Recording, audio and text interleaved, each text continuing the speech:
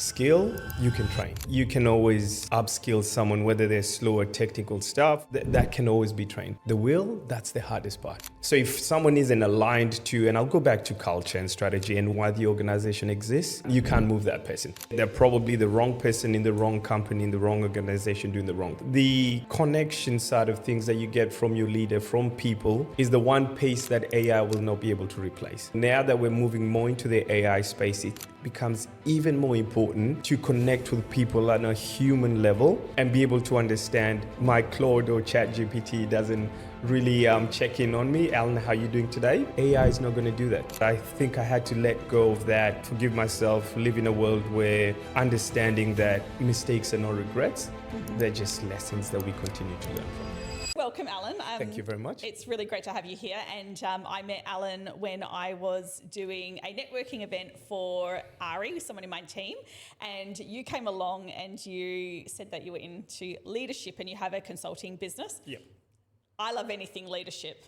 So for full disclosure, I said to Alan, let's catch up for a coffee, but instead of having a coffee at a coffee shop and just exchanging conversation, can we record it so then I can use it for content and multitask, which is a really good idea. Absolutely brilliant. Yeah. So now that I'm doing it with you, I sort of feel like maybe it was a little bit informal.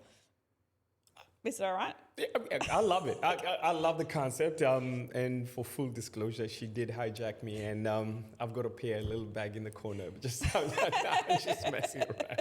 No, I think it's a brilliant idea. Yeah. Excellent. And thank you for the opportunity. My pleasure. So tell me a bit more about your role and sort of who you're working with and what you're doing with the teams. Yeah, absolutely.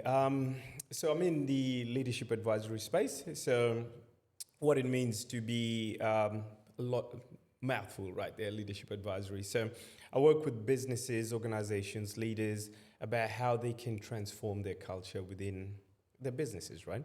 And for me, what I've seen in the past is a lot of people focus on like training courses, but that's only your 20%, right? I think if you use like a 70-20-10 model, 20% comes from your courses or thereabouts or sitting with someone. So I want to focus on the cultural aspect. So working with the leaders, CEOs, and so that it trickles down. It trickles down to every single individual, but not just starting bottom up. Starts with their culture. Why are we here? What was the organization around? Does everyone believe in that, right? And then that's how we translate it across throughout the whole organization. Now, who do I work with? Predominantly anyone, because leadership is leadership. But I do try and refine my business model to where you've got 10 or more. There is some science where you can lead comfortably a team of 7. When you start getting to 8, 9, 10, that's where you get to the fracture, breaking point, and perhaps you need a little bit more support with that. So that's it. Do you find that people bring you in as a proactive or a reactive role? Right. To be fair, that's probably been the toughest part of this journey for me. Finding or bringing awareness to clients that they need me. So to answer your question, there's been a lot of reactivity. So I get pulled in when things have gone wrong. What would that look like? Perhaps they've had a lot of resignations within the business company or they've had some HR dramas and we probably don't know how to have the right conversations, right? Now, I call that a symptom, but if we're trying to build culture, it's not just about that one conversation. It's about how do we make this sustainable throughout the organization? How do we align this to your kind of vision, mission, and purpose?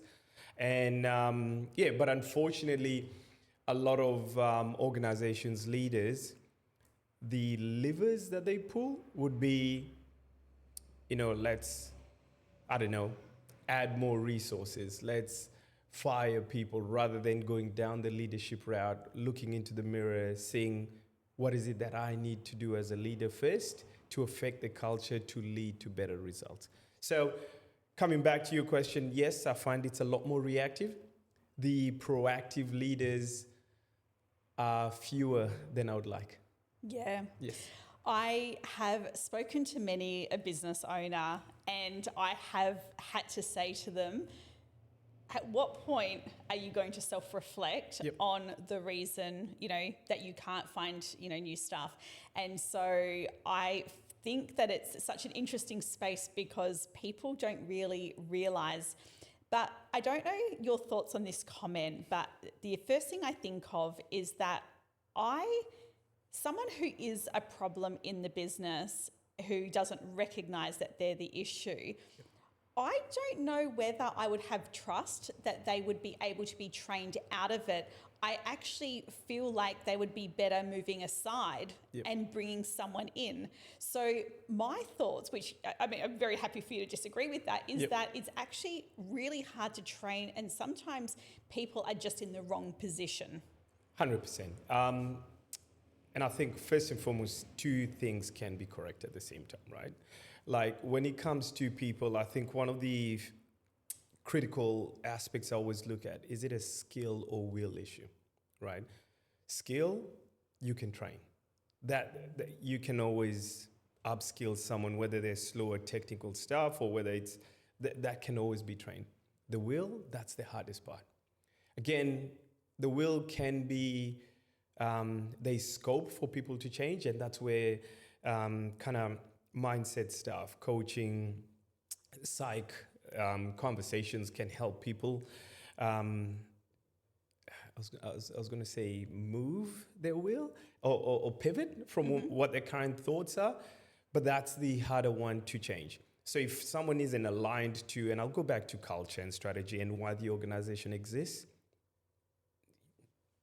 you can't move that person. They're probably the wrong person in the wrong company, in the wrong organization, doing the wrong thing, right? And I think for me, that's the critical part that we miss. We sometimes hire people because of their technical abilities, but they're not aligned to whatever your vision, mission, and purpose of the organization is. So I'll just take a rough example. Not for profit, we're out there, we want to change the lives of the customers we interact with, right? Here I am hiring a GM who's just career driven, and that's okay. But potentially they're not aligned towards the mission, vision, and purpose of the organization. What you're going to get, maybe not now, maybe not tomorrow, but you'll get a misalignment of values. How they do things within the organizations might not speak to the vision, mission, and purpose of the organization. And as a result, you'll get that divergence in thoughts, customer experience, internal staff engagement. And I think that's where it starts. From that initial recruitment, we had a misalignment in what our thought process was. I hope that answers your question. Yeah, no, it does. So then what happens if you miss the opportunity in the recruitment process? You've now got a long-term team who could be becoming a little bit stale. Is it a matter of, I guess from a business point of view, I see businesses who think, oh, we'll fix this by having social events and we'll pizzas on Friday. Pizzas on Friday and do it all. And it's such an interesting space because, and actually, when you walked in, I was on a webinar and we sort of were talking about this, that people quite often create culture based on what they've read and very textbook. And it's not textbook. No. And it's, I call it the structured management, random leadership. I actually practice random leadership because I think you get more out of your team. As soon as things are structured, whether it's, and again, you might correct me on this, but it's just for me, what's worked in my business is that the structured management doesn't, not the structured management, the structured leadership doesn't work. So if you ask someone who's like, but we let them have birthdays off and we have Uber Eats on Fridays and then we do this, we do that, why is everyone still complaining? Things can become an expectation, and I think that's a really dangerous territory to be in when people just expect things. Absolutely. So just going back to my original comment was that if you have got a long-standing team, how can you shift that? Can you shift it? and is it Friday lunches? I think Friday lunches are good. So for everyone listening, pizzas, beers on Friday, I think it's a good thing. But where we start off would be, and again, I go back to that alignment. So for me as an owner, right, leadership team, executive team, are we clear about why we exist? So again, my conversations are a lot about internal reflection as a leader, internal reflection as an organization, internal reflection as a CEO, founder, whatever, right? So that's where it starts. So once I'm crystal clear about what it is I'm here for, then it's easier to propagate your message to your team, right? So if we've got a long-standing team that we missed that opportunity at the interview stage, perhaps we didn't communicate that, there's nothing wrong with re-clarifying expectations. So this is why we exist as a company. Perhaps we weren't as clear when we started in articulating that. This is where we stand today. Are you on board? Are you not on board? That's a pretty mature conversation, not confrontational in any way. And if you're not on board, that's fine. How can I help you align to where we are? Because we value you as an employee. But if you're not aligned to where we're trying to go, then that's also okay. Let's just shake hands and I wish you the best in your next career journey and let's move on. And for me personally, I might be oversimplifying it. There's a lot of other things that go into that, but I think it's as simple as that. So if you have that long-standing team and now they're clear about where you're going and they're still not, delivering the results that you want, you're still a bit fractured, then this is where we start going into either your structured leadership about how regularly are you touching base? Are you connecting them? Are they in the right role? Are they, do they have the right job control? Do they have enough autonomy about the role? How's their leadership structure, right? If we're ticking all those boxes, all right, this is where we come into the flexibility. How connected are we with them at a human level? So again, I think it's multifaceted, but there's all those different layers that as a leader organization, we've got to continue to think about. And then lastly, beers and pizzas always work. There you go. That'd be a very easy fix if that's all we needed to do. I think, and if I can just chat, again, a lot of companies go into the beers and pizzas and think that solves it, right? I might have and I hope I can swear a little bit. Yeah. You've got a shitty boss and a shitty culture within the organization, but I get you guys beers and pizzas on Friday and I go like, all right, Monday, I'm going to treat you like shit again. That doesn't work. I'll be happy on Friday because I'm getting free drinks, but then on Monday, I'll be like, oh, here we go again. I've got to show up to work and now I'm looking forward to Friday. And that's not the kind of employee you want, right? I was just going to say that the Friday pizza and beers is actually not about the pizza and the beers. It's probably also about you being present and the chats around the table and the connecting. So if you were a business owner that maybe just supplied that to the team and you weren't even there and you were just like, I just bring it in and order it in, that's not going to hit the same as your boss or you being the boss being there with them. What's been going on? What's everyone's plans for the weekend? Like that is actually the important part. Absolutely. And to be fair, I'm not sitting on the top of the mountain. I've got this wrong as well. Yeah. So I've led teams where the culture hasn't been where it has. I would love it to be, but intrinsically as a leader, I know I didn't nail it. So again, this is why my self-reflection piece is really important. Or I've had people outside tell me, I've had my own teams tell me, hey, Al, we need to revisit or we're not happy. Let's try again.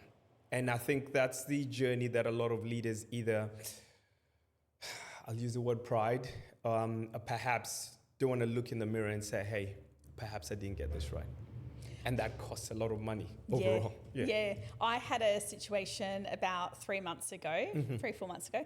I've been saying 3 months ago for quite a while, so that's why I think it's like 4 or 5 months ago now.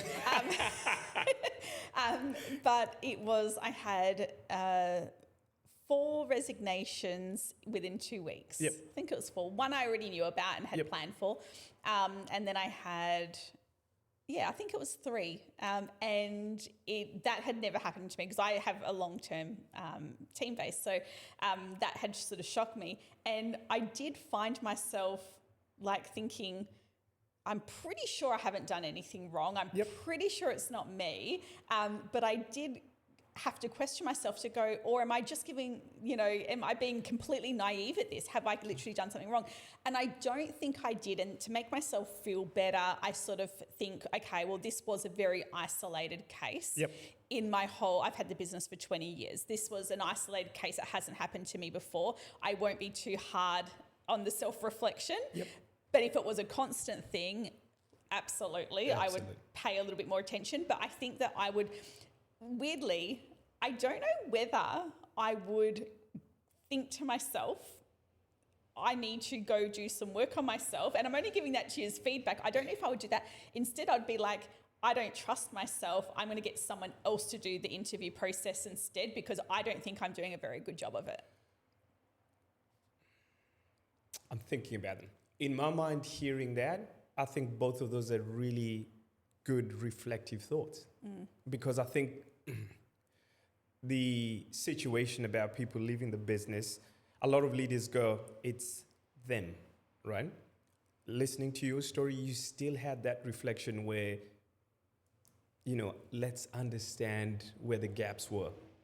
And I think that's the journey. Sometimes you're absolutely right, Ash. It's probably not you. It's an isolated situation, but you have to go through that reflection, Yeah.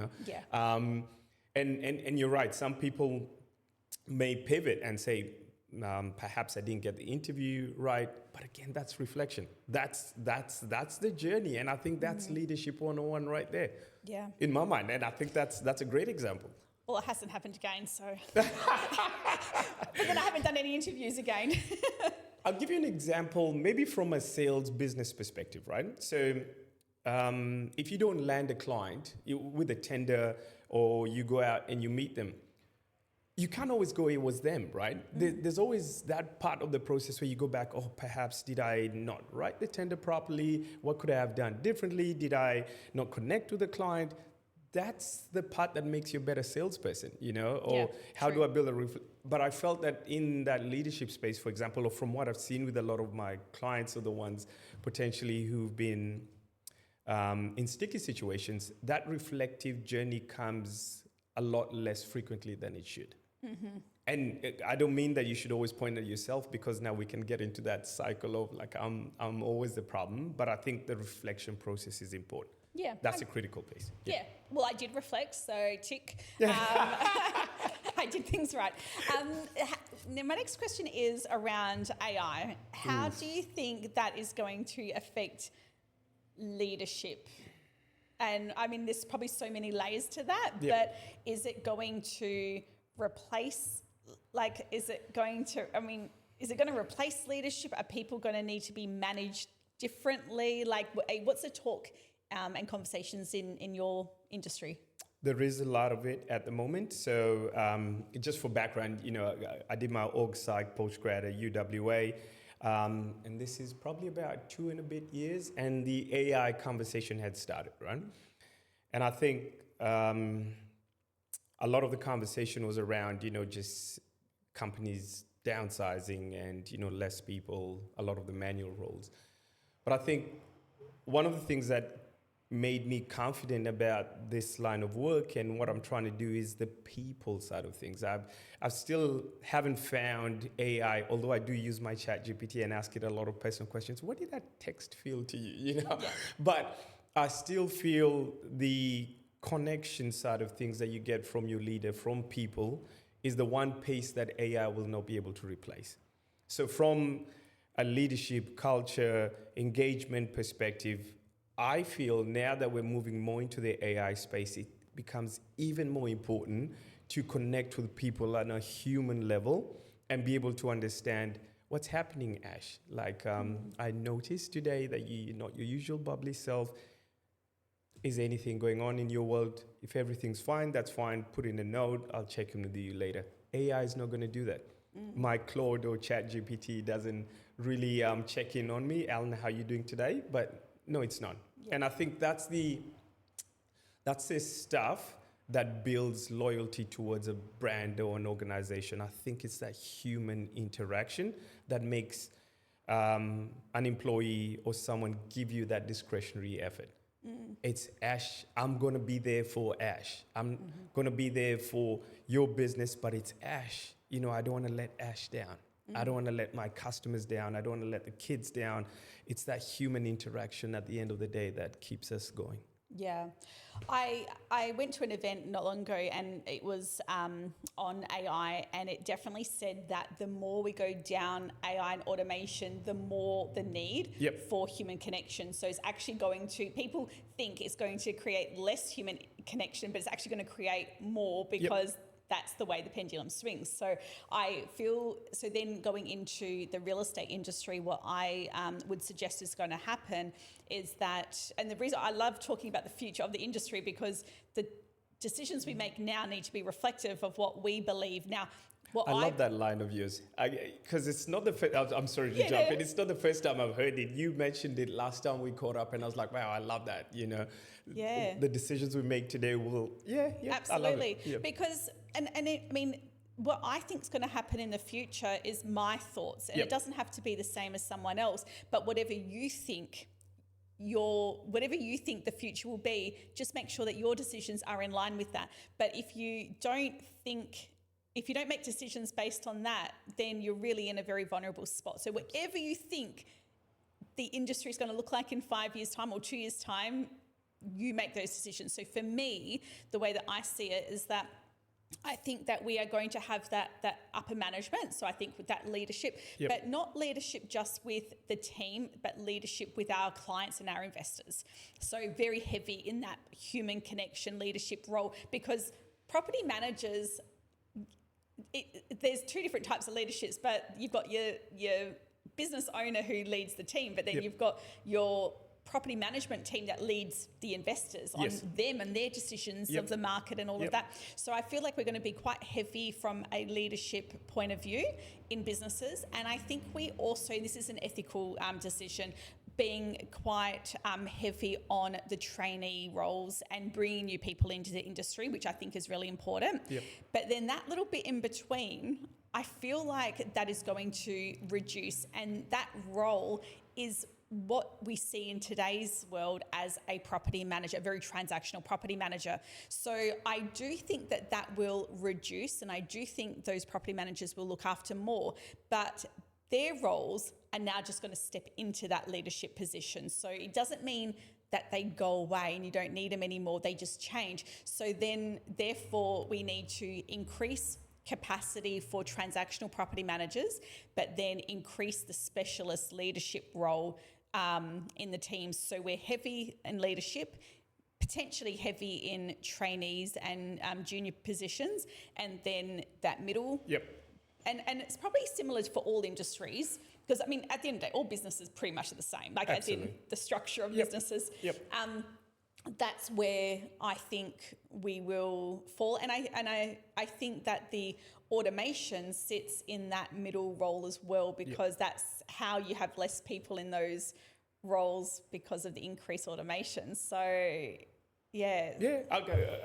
would be very, very much aligned with that school of thinking, because, and I love what you said in terms of just the pivot. I think that's the biggest change.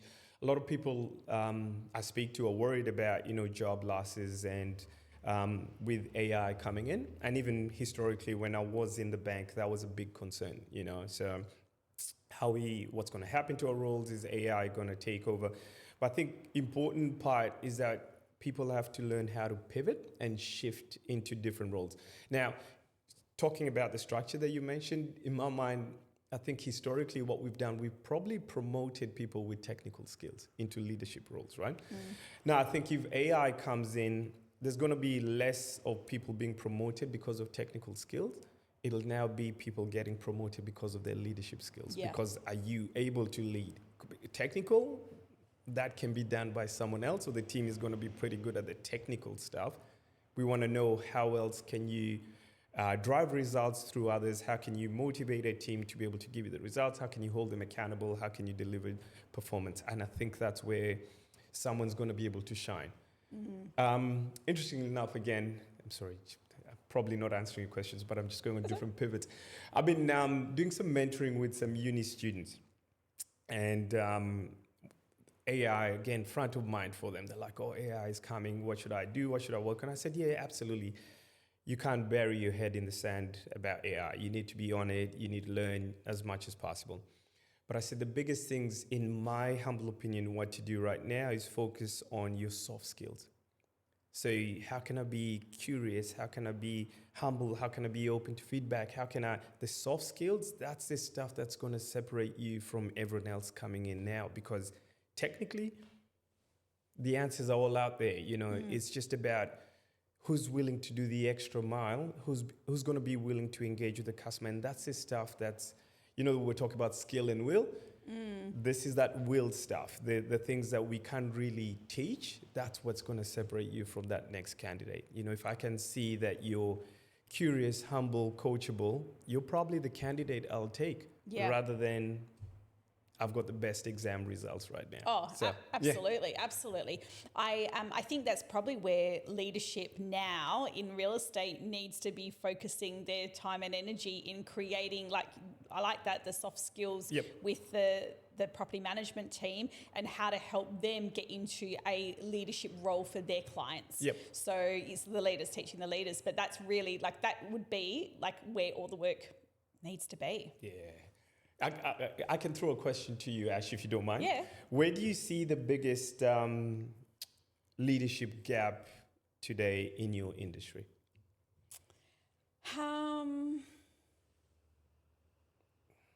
In what sort of sense? Like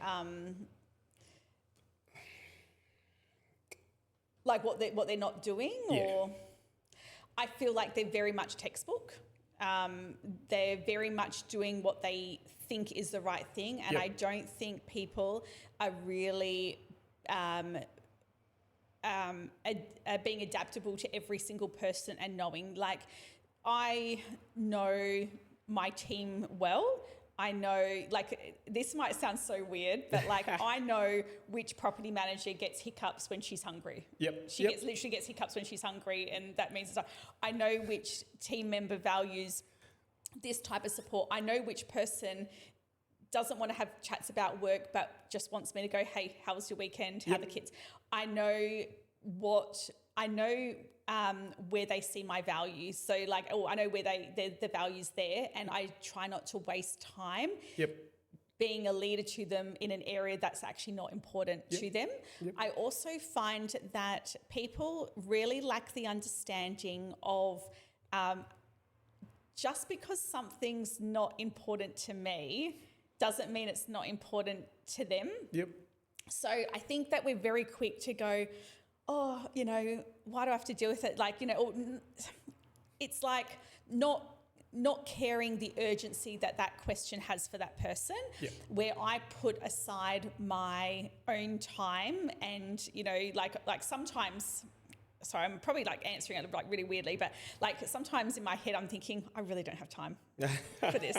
But it's not about me. No. This is important to them. Yes. It's important that I listen and give them time, because I put a lot of value in what's important to the other person.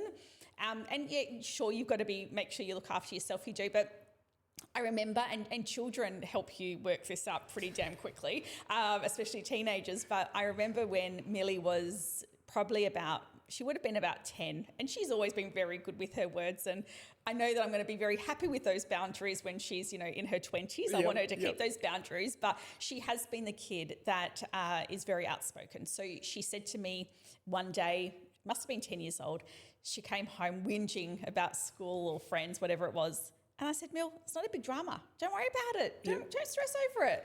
And she turned around to me and she said, I wish you would stop saying that, and it made me even teary just even saying it, because I felt so bad.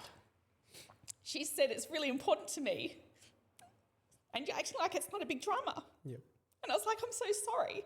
But because she said that to me, that changes the way that I deal with other people.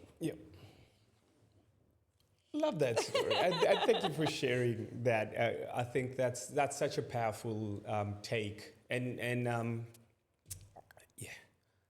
as you shared that, it really got me reflecting, and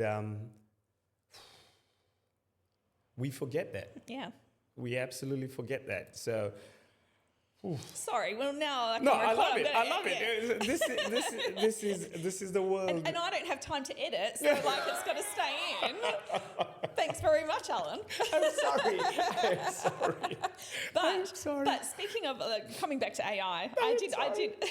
That's all right. It's not the first time anyone's seen me cry, so it's No, but I love it. I love the vulnerability. But yeah, no, thank you for sharing that. And I think it is important. Like, if I put a underline on that, just because it's not important to me doesn't mean it's not important to someone else. And I think, again, overall as leaders, business owners, it's important to be able to distinguish that and give people, I know psychological safety is a big buzzword that's going on around. I know it's formed one of your legal requirements in all businesses at the moment, but that's what psychological safety is all about. Yeah. Giving people space to be able to communicate how they feel and giving them the comfort that they can do that. And it's not about just shutting something down because it's not important to you. It is important to them. That's what the whole psychological safety is about. So. Oh, exactly. And actually, just on the webinar, we were just talking about. I'm actually, probably much to your disgust, I'm not I'm not a fan of one-on-one meetings or actually staff meetings. I actually really, really don't like them. Why is that? I find, again, I just feel like it's textbook. I feel like people do it for the sake of doing it because some book says that that's what you should do. Yep. And just because that's what they say you should do doesn't necessarily mean it's right. And I just find that they don't come natural. I find that it's like not that I've had my operations manager try them and try to reintroduce them and it just doesn't work for our team. But it's like you're finding something for the sake of finding something to talk about. Fair. And so with the psychological safety, what I would rather is not have dedicated time that you've got to bring problems to me. I'd rather be available at any time that suits you to come to me. So I would rather that be on the team's time frame versus my time frame. So again, remember at the top, two things can be right. So yeah. I feel if that's the operating rhythm, I'd call it, that works in your team, absolutely. Why not? I would challenge your thought around the one-to-ones. I think you are already doing them. You probably aren't doing them in that formal Monday morning, 9 a.m. is your time. The fact that you know who hiccups when they eat, that tells me you've had a lot of one-to-one time where they've been able to disclose something that's really personal to them. So, that makes me feel a lot better. I like that. I do have one-on-one time. You absolutely have them. Yeah. It's just you're probably not sitting down and saying, tell me about this. No, you are having them. It's not in the diary, that's all. Absolutely. And that's fine. As a leader, listening to your style, I think you're the one who wants people to, so you're giving them that space to operate. You're giving them the autonomy. You're asking them to reach out to you, which is, again, a lovely leadership style where you're letting them own their problems rather than you taking them on. So you're telling them, look, my door's always open to you guys. Hit me up when you've got something on your mind. And it's on you to let me know when you need me and how I can support you. Different style of leadership also works. And Love they all do come to me, and which is, I guess, that is the leadership opportunity. Like, if they didn't come to me, then there would be an issue. But they do come to me regularly, daily if they need to. Like, it's fine. It works, Ash. Yeah, it works. It's one thing, again, on this webinar I was just talking about, was about the emotional space that and the emotional hours we need to allocate to our team. And I have calculated that I find it's about 2 hours per team member per week that we need to allocate to that emotional support. And that's what I found, that a lot of people underestimate the value of that. And I would go on to say, like, it is actually, as a leader or a boss, it's actually your role to have enough room for that space. But because it's not income producing, people don't see it as time well spent, and it's so important. Yep. But I guess I'm only saying it. It's probably not a question; it's a fact. More than anything, That's it. Yep. Just agree. Alan says yes. But it's just a fact, because if I've got business owners listening to this, I want you to know that if you're head of department or your operations manager, you can't actually see, on the checklist what they've done, you need to allow for those hours. So if they're helping 10 people on the team, that's ultimately 20 hours of work a week that might not be accounted for, but it's 100%. Being used. And even though you can't see that time and the value of that time, you will see the value of it through retention and, longevity. 100%. And first and foremost, yes, and yes. I've got a prezzo that I do for businesses, because going back to your earlier point, people who engage me, it's normally reactive, right? And I think when they hear leadership advisory or, culture, they think I'm only going out there to give everyone hugs. I think I've said this about it, and they're like, nah, it's not for me. But your point, I try and bring the relevance between the work that you're doing, forming your culture, setting, clarifying your vision, aligning everyone to that, and having a system in place, which is, your catch-ups and having the 2 hours, as an example, to spend with your team. I actually try and draw the parallel and show them how that helps their business from a revenue P&L perspective. If you can increase the productivity of your team by them giving you that discretionary effort, by them understanding that they're psychologically safe, that will translate to your P&L as well. If it saves you from employing someone new, how much downtime are you losing by that person leaving? How much downtime are you losing when a new person comes into the business? That I can show you how much money you are losing out of your P&L. So yes, and yes to everything you said. And that 2 hours that you're spending does directly impact you on your P&L. You just might not see it today, but it will show up in 6, 12 months, 18 months down the line. So yeah. Yes and yes and yes. Amazing. Now, I have got these conversation cards that I'm just going to pick one. Oh. Whew, I know. I didn't know these were coming, by the way. No, so they are I like this one. Okay, so for those that are listening and not watching this audio, I've got conversation cards, which are generic, which I've had created so that whoever uses this space can ask a question to their guest to finish off the conversation. And my question is, what have you had to forgive yourself for? Ooh. That's deep, isn't it? That's so deep. Ooh. One of us has already cried in this session, so no more. I want to take us there too.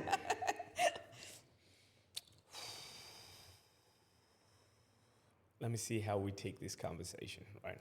All righty. I will be absolutely vulnerable out there. So, yeah. All right. So, it's a safe audience, I promise. Yes. You don't know where to find me, but my handle is somewhere there. I think one of the key things,